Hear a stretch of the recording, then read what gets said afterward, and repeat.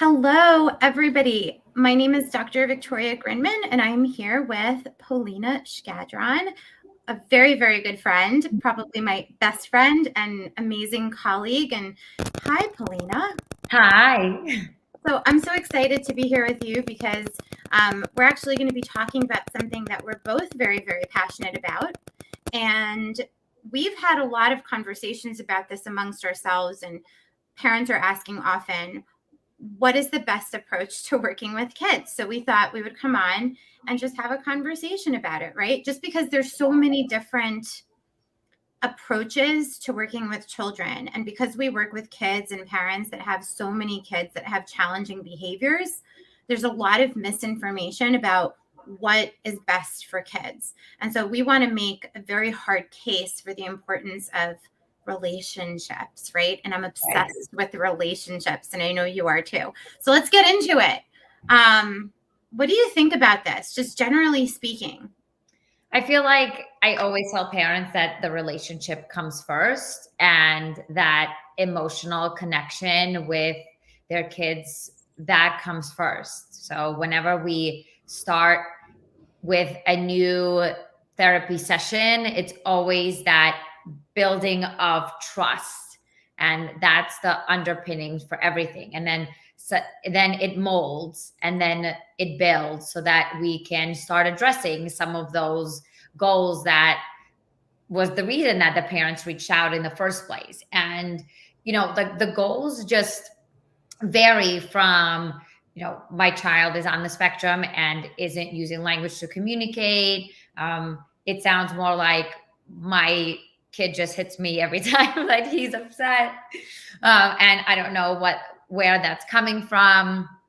Or, my child is having a difficult time learning how to read, because I have a focus on literacy also. And regardless of what it is, and I was going to say, especially with food, that okay, hold the phone before we even get into that. Okay, who are you? Because I'm having this realization that we're doing this live and people definitely know me, and maybe someone has seen an interview I've done with you on your amazing work, but they may not know who you are. Can you just share a little bit about what you do? And I know that you do so many different intersecting things, so why don't you do that first?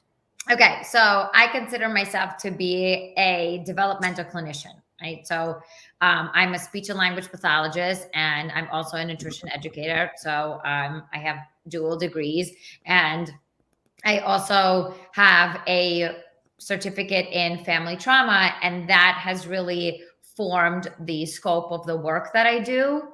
So sometimes when people first hear that I'm an SLP, I'm a speech and language pathologist, they go, oh, well, you just do speech things. And it's really about shedding light on how broad the field really is, and that I do focus on that social emotional piece. And I do have kids who have a lot of challenges with their behaviors. And I always tell parents about that iceberg scenario, where that's just the tip of it all. Let's go deeper into what that entails. And a lot of the times it's a lack of skill, right? So my work is really on how do we build these skills in the kids and then show the parents how the skills are really related to everyday lives, right? It's not just therapy is in this little bubble.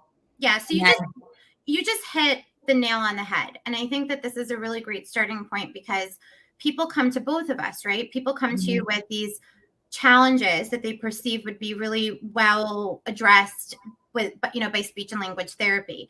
And then getting deeply into it, we notice that different challenges and things that we see on the surface are actually, manifestations of something going on underneath. And so what you do masterfully, right, with your background in, speech and language pathology, but then also in relatedness, right? Like, what is it that's going on with these kids that their behaviors are showing up this way?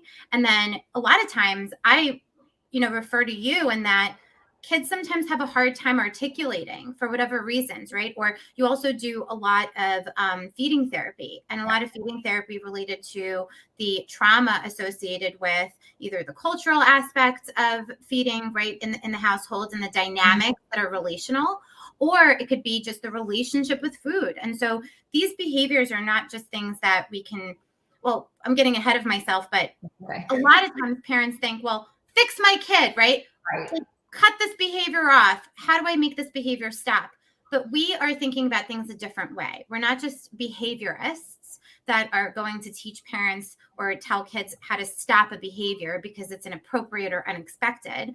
We believe that behaviors are tied to dynamics that could really be worked out in a relational way. And I think you do that really well. What do you think about that?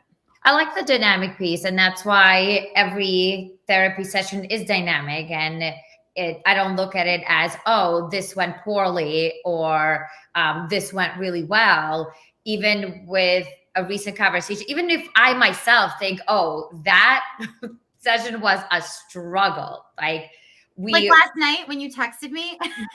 Yeah, it's like last night where I was fully drained and going, what? Like, we both had a day. And then when I was driving home and reflecting on, like, why is it that sometimes there are some days that are more draining than others? And I honestly think that it's because the amount that, like, we give and we put into our clients, that, like, every session we give a little bit of ourselves. And that's why, we also like to disconnect sometimes, because there's, burnout is real. And that's really the best way. Like, for us to give the best of ourselves, we have to understand what that relationship entails. That's right. Yeah. It's not just, a cog in a wheel, and like we just implement the same thing over and over. This really is about relationship, whether it's the relationship that we have with our kids, or the clients that we work with, or the parents that we work with. Or it's understanding what are the relationships that are going on in this child's life, and what is the relationship with food, what is their relationship with school, what is their relationship with themselves, and really working from that angle. And I think that a lot of the parents that are watching are, and I hear this in, Facebook groups, right? Like, what's the best approach for my kid? My kid was just diagnosed with autism. My kid was just diagnosed with ADHD. My kid was just diagnosed. My kid, right? What do I do? They're telling me to do this. Should I go here? What should I do? And I think this is a great conversation, because we can give some context to parents around why it's so important to really expand your, views around what a kid responds to best. And I think that one of the things that we know a lot about are behavioral approaches, right? Like, what's your take on the strict behavioral approach to changing or remediating a behavior? Well, just for me and from my experience, it's more about, well, how do we stop something from occurring? Not really considering, like, again, what are the skills that are missing, or what are some of those gaps in development, right? That's why we look at a child based on their developmental trajectory, not really like their age per se, right? So it's like, yes, I hear it all the time. Well, he or she is 6 and we expect a 6-year-old to do this. And we go, all right, let's backtrack a little bit. Like, what are developmentally, what is it that we're looking at? What's the struggle here? And then when you change that perspective a little bit, the behaviors, right, they just all of a sudden they dissipate. And I have conversations with parents like that all the time, where it's, well, all of a sudden, she just started listening. I go, well, it wasn't all of a sudden. Remember what we did last year? Right? Like, how soon we are to forget where we came from. A lot of the times I do experience maybe like 30-minute meltdowns where we work through it and we learn from them. And there were recent conversations that I've had with parents about being comfortable with allowing their child to have that meltdown, and understanding that it's not taking away from the session, and we're working through it, because this is what the moment is about. Like, I love that. And we're in this moment, and you know what? I want you to be comfortable with being uncomfortable. Right. And that's important because that's a lot of what we hear about, right? It's like, well, I don't want my kid to freak out. And I think we have like a spectrum of parents that we work with, right, that are challenged by this because on one hand, they either over discipline. And so the behaviors are so over the top for them that they over discipline, and there's so much control that the child doesn't have space to grow or nurture this curiosity that is involved with tantrums and challenging behaviors, right? And really explore what is this about and where are the boundaries. Or we've got parents that are really not very practiced in being able to deal with challenging behaviors because maybe they in their personality, were dealing with a baby that was just there. Now it's a toddler that or an older kid that's like willful, right? And they don't know exactly how to create boundaries or discipline, or they feel bad and they have all sorts of feelings about it. So it's exploring with parents about, what is this behavior about, and also how to, tolerate these behaviors in a way that is nurturing in a developmentally appropriate way. And I love that you said that, because part of development, and this is why I think we work so well together, in that part of development is dealing with those tantrums as vehicles, right? As tools for growth. They're not just impediments to growth. They're actually really important. What do you think about that? Yeah, they are. And I always let parents know that I'm going to allow your child to be frustrated. You're going to see these periods of frustration. And what we're going to do with those periods of frustration, then we're going to problem solve through them, because that's how those problem solving skills emerge. And, I've met older children who were, when I started working them, they were 10. And at 10, they didn't have problem solving skills. So it was up to me to do my due diligence and backtrack a little bit and go, you know what? Now we have to work on problem solving. I can't address anything else until I give you these foundational skills. And then that leads us into, I've been having conversations recently about executive function skills with parents, and they go, well, what's this term? Like, we've never heard about it. And what do they really entail? And I go, well, they help you live life. That's because that's what they really do. They help us control our impulses. They help us navigate through social situations, and they help us have conversations. There are so many little pieces that need to happen, because kids don't just come with this manual, right? Of, okay, well, if A happens, then you do B. But then what if B doesn't work? And I think that's what I'm thinking in terms of, if an approach is just like a strict, here's behavior A, let's do B to stop it. But then it doesn't allow for that problem solving piece. It doesn't allow for the child to struggle just a little bit, right? It's like just the right amount of some positive stress in a supportive environment to really show the child and the parent, who is usually in on the session with me, like what the child is capable of and what they can overcome together, regardless of what the goals is, whether it's food or whether it's play, whether it's language, right? It's all intertwined together. Totally. And I think that just discerning, right, between letting kids suffer and having them struggle. And I always talk about this distinction because it's really important, right? Everyone can suffer, and that's painful, but allowing kids to struggle, which actually is, there's an art to it, right? Like being able to grapple with the moment, being able to grapple with frustration and not knowing how to problem solve, and, then asking for support, and all of these different things are the building blocks towards their future, right? And being able to function in a, workable way. If we don't allow those moments and we strictly implement, this behavioral approach to a certain behavior, we don't really allow for that space to grow. And I think that's what we're talking about when we say relational approaches, is really, it's a lot more involved, I think. What do you think is the biggest challenge for parents that are looking for, what they should do next with their kids, and what would be your advice? Because I've got a lot of parents who are just it's kind of like you've never had a certain food before, so you don't know how it's supposed to taste. So you're kind of like, I guess it's good, right? Like we don't know, like when parents don't know, they're not in the field, they are super smart, in different ways, but like they don't know, like totally new to this world. What are some things that they should be thinking about, looking at when they're looking for a therapist or reading about things? Like what would you guide them towards?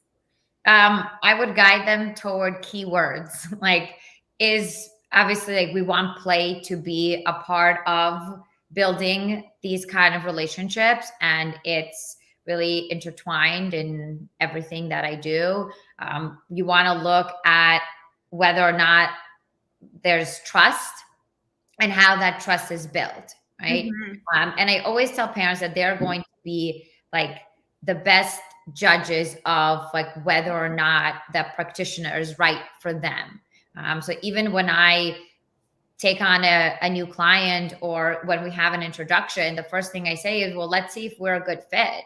Mm-hmm. Let's see like where you are in your like therapeutic journey, whether you're just gathering information or you've made that decision. Let's see if like what I'm going to tell you just like rings true for you. And when it does, then we can start this therapeutic relationship. I think Mm-hmm. that's why I enjoy taking calls, whether it's Zoom or on the phone, before I meet anyone, just so that we can see, well, this is what your child's experiencing. Am I really the best fit for you? Because this is my model, and I'm letting you know it's going to be hard. I tell parents out of the bat, like, you are going to see some difficult things that you might not enjoy seeing. There's going to be that little bit of struggle. There are going to be tears. And if you're ready for that, then this is the space for you. Yeah, I love it because I often say that if we like do the work up front, the return on our investment later on is great.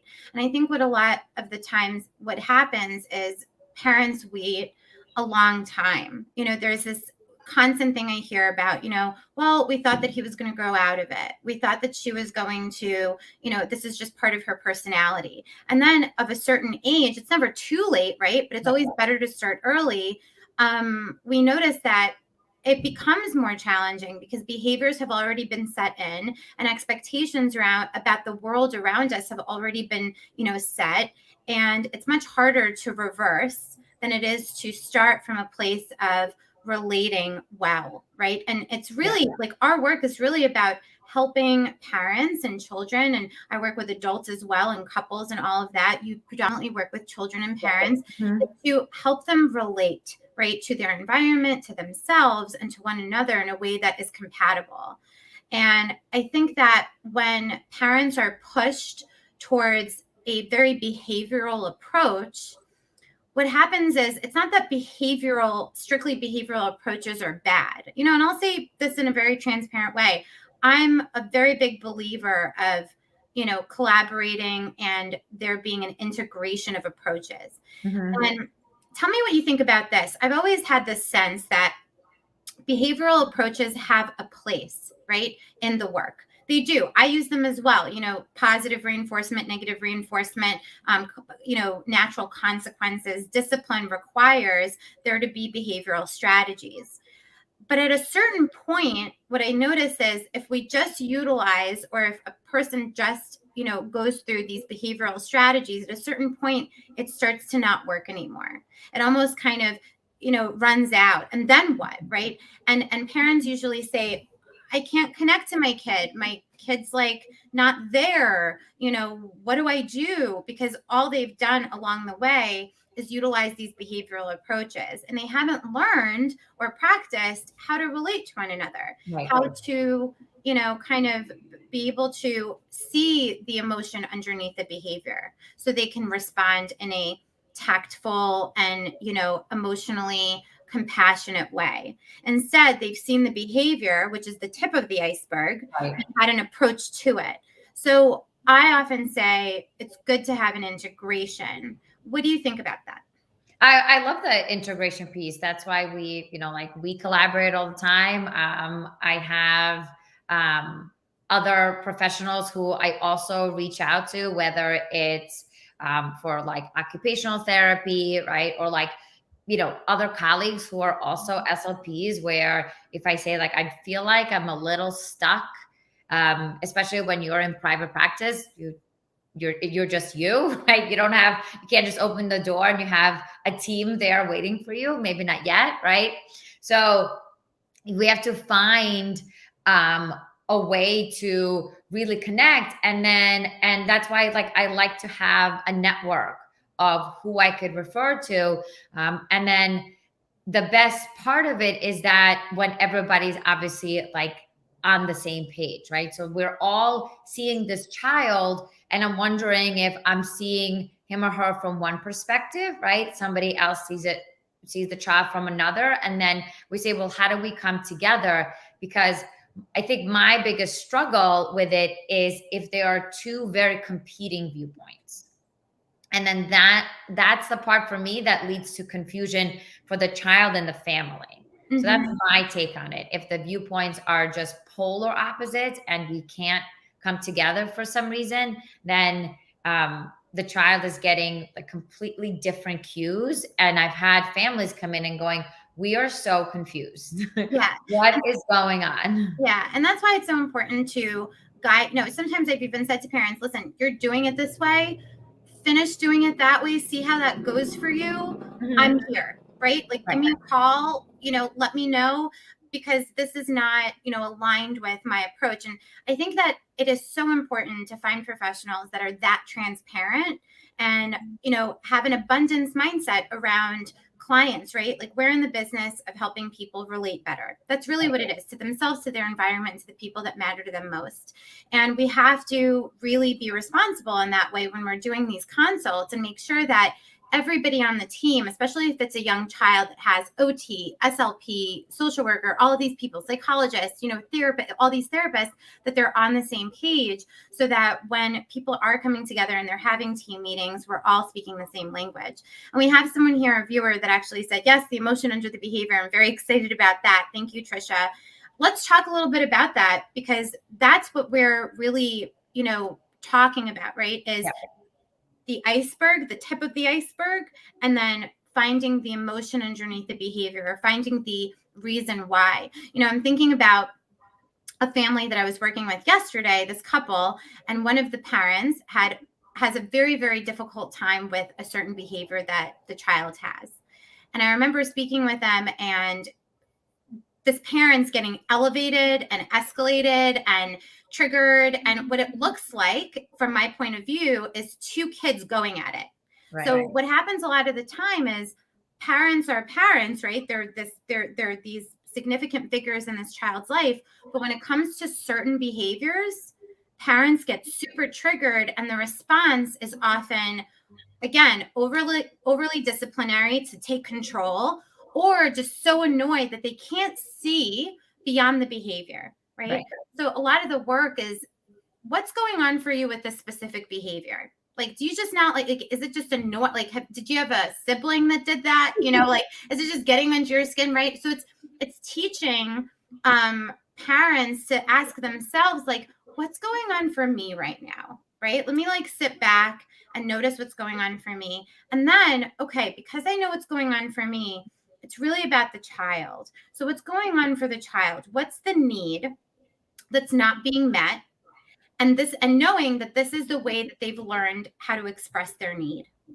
And then really, helping parents and supporting them in assessing their child, and being able to, scan themselves and ground themselves, and then be able to respond to the emotion underneath it.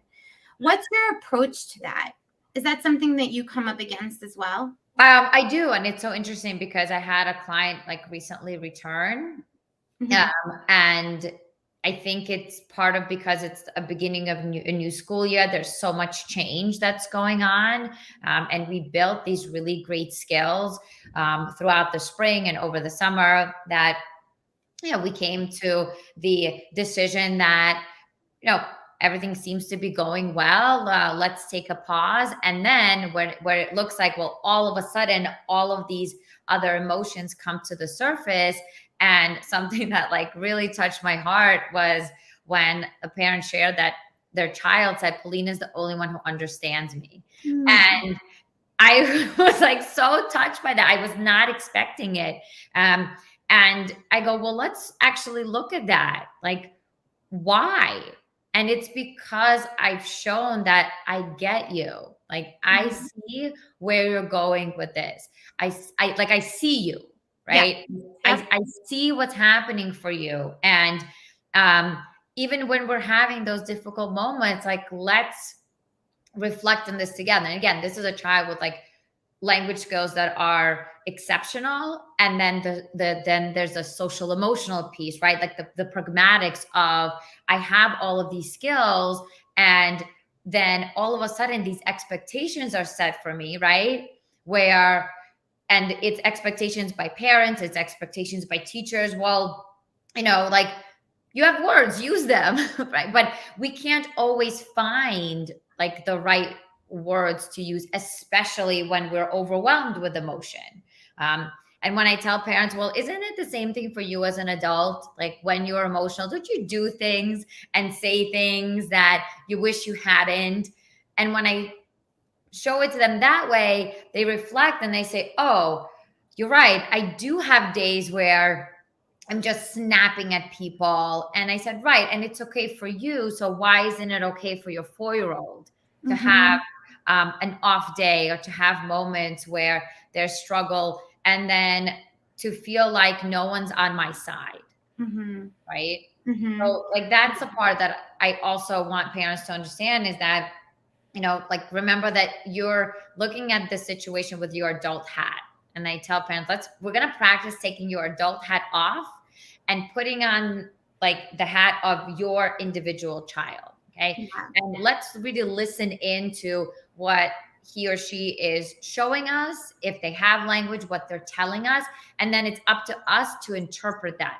And as soon as we interpret it, because we have that really great relationship, there are these like aha moments that happen. And then parents watch the session, they go, oh, that's what's been going on. And then like sit and reflect, and then say to me after the session, I thought about it.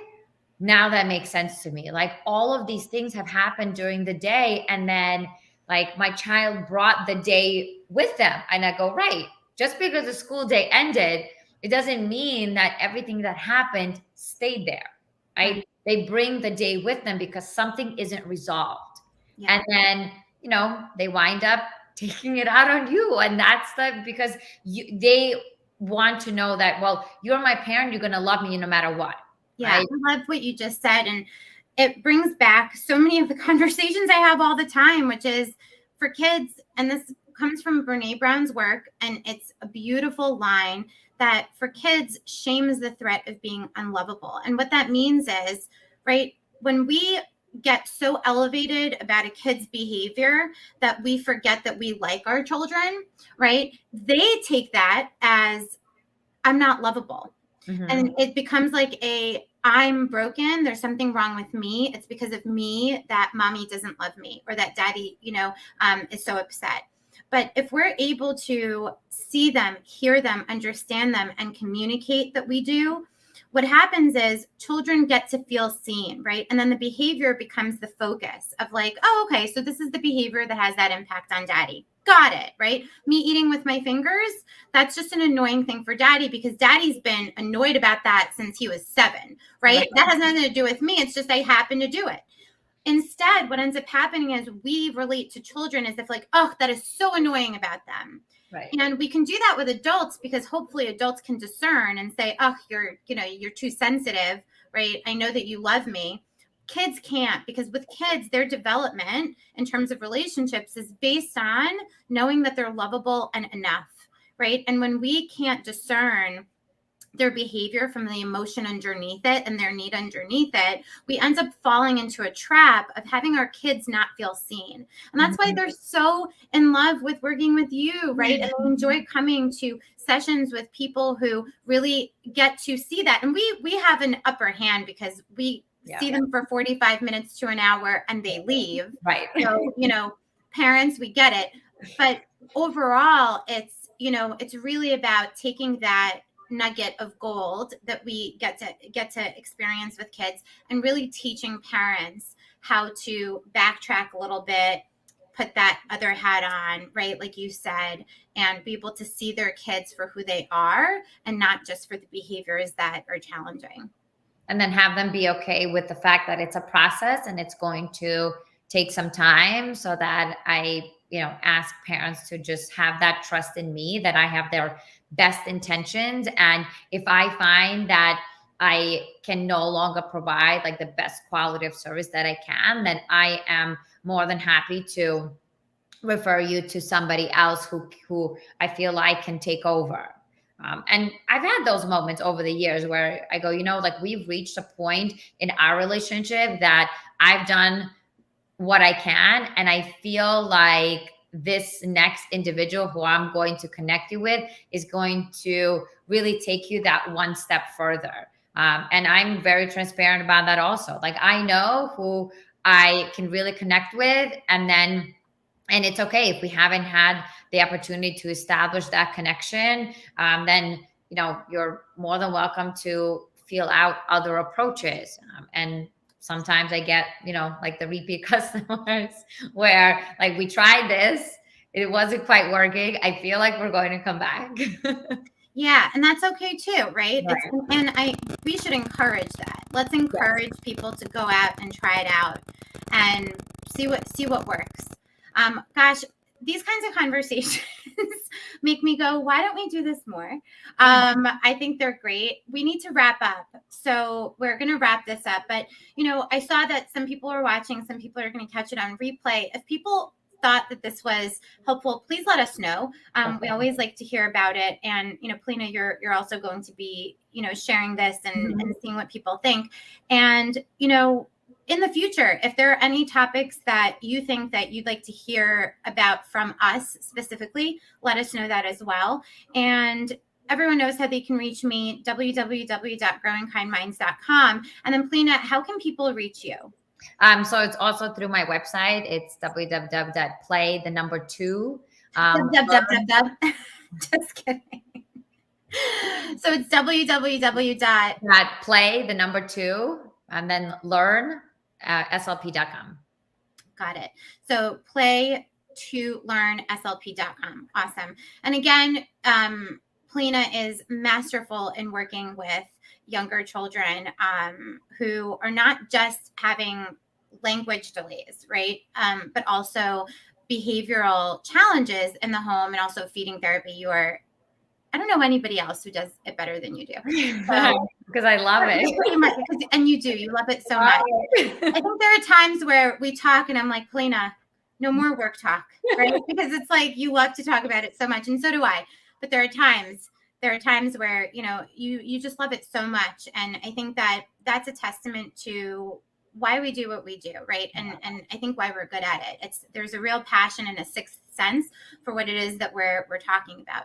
So thank you, everyone, for joining us. Polina, thank you for joining me. You got it. And we'll do this again. Sounds great. All right. Okay. Bye.